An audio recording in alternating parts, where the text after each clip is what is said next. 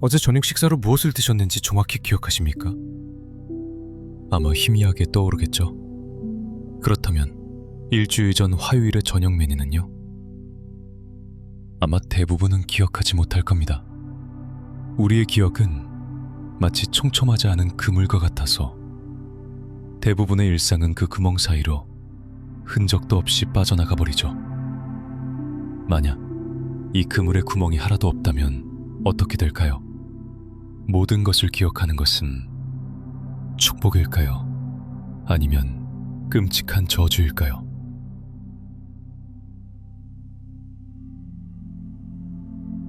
안녕하십니까, 카일렌 아리스입니다. 마인드 오디세이 클래식 로그 6번째 시간입니다.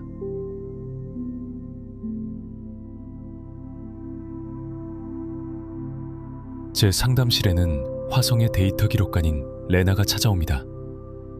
그녀는 업무 효율을 위해 최신 신경 임플란트를 이식받았지만 치명적인 부작용을 겪고 있습니다. 그녀는 자신의 삶에서 일어난 모든 일을 사진처럼 완벽하게 기억하게 되었죠.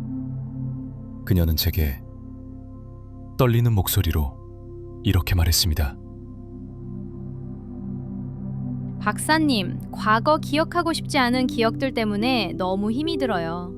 3년 전 동료와 사소한 말다툼을 했던 순간의 불쾌한 표정, 5년 전 복도를 걷다 미끄러졌을 때의 창피함이 마치 방금 일어난 일처럼 매일 밤 제 머릿속에서 반복해서 떠올라요. 제 머릿속에는 불쾌한 기억을 지울 수 있는 삭제 버튼이 없어요. 그녀의 증상은 21세기에도 드물게 보고되었던 과잉 기억 증후군, 하이퍼타이미시아 신드롬과 유사합니다. 하지만 그녀의 경우는 임플란트로 인해 인위적으로 발생했다는 차이가 있죠. 그녀의 임플란트는 기억을 삭제하는 것을 불가능하게 만듭니다. 그래서 저희 치료는 기억을 지우는 것이 아니라 기억에 붙어있는 감정의 딱지를 떼어내는 데 초점을 맞춥니다. 저는 이것을 서사 재구축 치료, 내러티브 리스트럭처링이라고 부릅니다. 예를 들어 그녀를 고통스럽게 하는 동료와의 말다툼이라는 기억을 단순히 불쾌했던 사건으로만 보는 것이 아니라 그 사건을 통해 동료와의 소통 방식을 배우게 된 중요한 데이터 포인트로 그 의미를 다시 써내려가는 것이죠. 기억 자체는 바꿀 수 없지만 그 기억을 둘러싼 이야기는 우리가 다시 쓸 수 있습니다. 그녀의 고통은 우리에게 중요한 사실을 알려줍니다. 망각은 정신 건강을 지키는 가장 중요한 면역 체계라는 것을요. 우리는 있기 때문에 앞으로 나아갈 수 있습니다. 그렇다면 이 망각의 법칙을 최초로 과학의 실험대에 올린 사람은 누구였을까요? 바로 헤르만 에빙하우스입니다.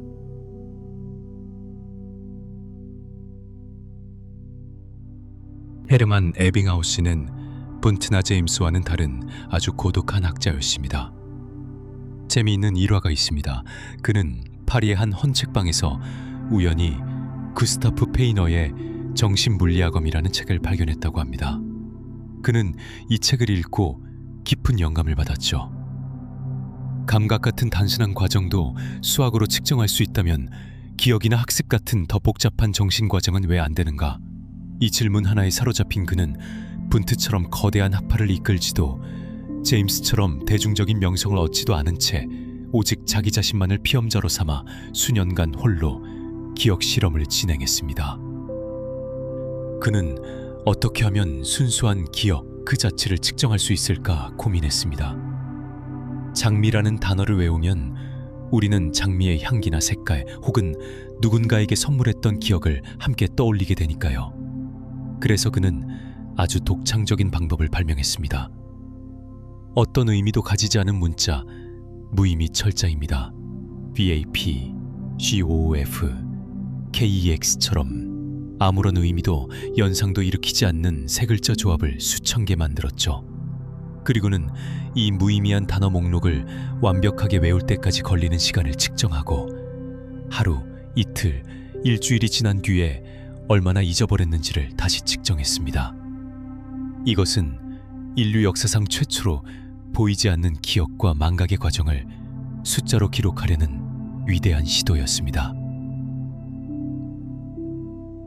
그는 이 수년간의 고독한 실험 결과를 모아 1885년 기억에 관하여 실험 심리학에 대한 기억이라는 기념비적인 책을 출간했습니다. 이 얇은 책 한 권이 기억 연구의 모든 것을 바꾸어 놓았죠. 이 책에서 그는 두 가지 중요한 법칙을 발표했습니다. 첫째는 망각 곡선입니다.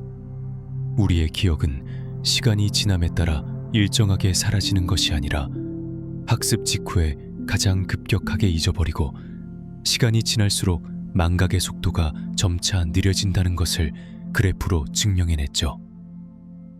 왜 우리는 그렇게 빨리 잊어버릴까요? 그것은 우리의 뇌가 결함이 있어서가 아니라 오히려 너무나 효율적이기 때문입니다. 뇌는 마치 스스로 정리하는 거대한 도서관과 같습니다. 매일 수많은 새로운 책, 즉 정보가 들어오는데 서간은 한정되어 있죠. 그래서 뇌라는 사서는 오랫동안 아무도 찾지 않는 낡은 책들을 자동으로 지하 서고로 옮겨버립니다. 그래야 새로운 베스트셀러를 꽂아둘 자리가 생기니까요. 망각 곡선이 학습 직후에 가장 가파른 이유는 바로 이 뇌라는 사서가 이 정보가 정말 중요한가를 시험하는 첫 번째 관문이기 때문입니다.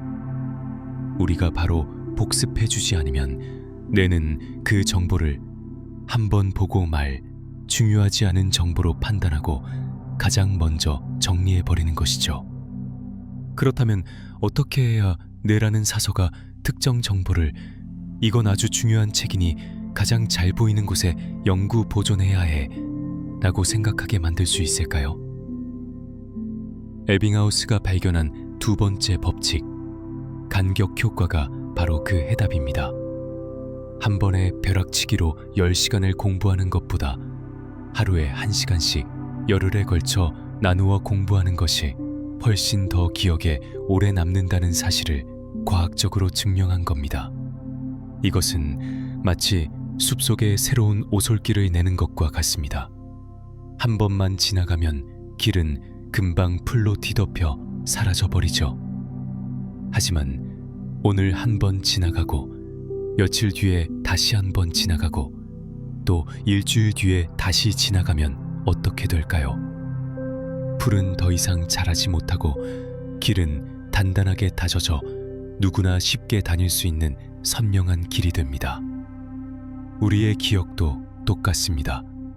적절한 간격을 두고 정보를 반복해서 꺼내보는 행위는 뇌 속의 신경세포들을 연결하는 길을 단단하게 다지는 것과 같습니다.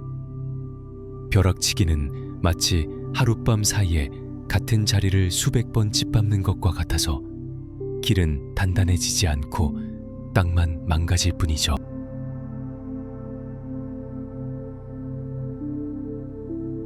에빙하우스의 이 발견은 100년이 훌쩍 지난 오늘날 우리의 삶에도 아주 깊숙이 들어와 있습니다. 그의 연구는 현대 교육 심리학의 문을 열었습니다. 여러분이 시험을 앞두고 벼락치기 대신 여러 날에 걸쳐 나누어 공부하는 것, 새로운 언어의 단어를 외우기 위해 단어 카드를 반복해서 보는 것, 심지어 우리가 좋아하는 노래의 후렴구가 왜 그렇게 반복되는지, 이 모든 것의 과학적 근거를 에빙하우스가 처음으로 마련해 준 셈입니다. 그는 기억이라는 흐르는 강물에 처음으로 시간이라는 눈금을 새긴 사람이었습니다.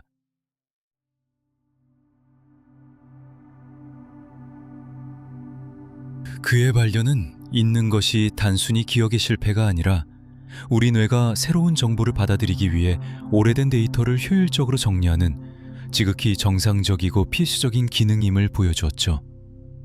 제 내담자인 기록관 레나의 고통은 바로 이 필수적인 삭제 기능이 고장났기 때문에 발생하는 비극입니다. 하지만 우리가 잊는 것은 정말로 영원히 사라져버리는 걸까요? 아니면 우리도 모르는 마음속 깊은 창고 어딘가에 차곡차곡 쌓이고 있는 걸까요? 에빙하우스가 의식의 영역에서 기억을 측정하고 있을 때 어떤 철학자들은 이미 그 너머의 거대한 세계, 즉 개인을 넘어선 시대의 정신이 어떻게 우리의 무의식에 영향을 미치는지 탐구하고 있었습니다. 다음 로그에서는 프로이트가 무의식의 문을 열기 전 그에게 철학적 지도를 그려주었던 거인 헤겔의 세계로 함께 들어가 보겠습니다.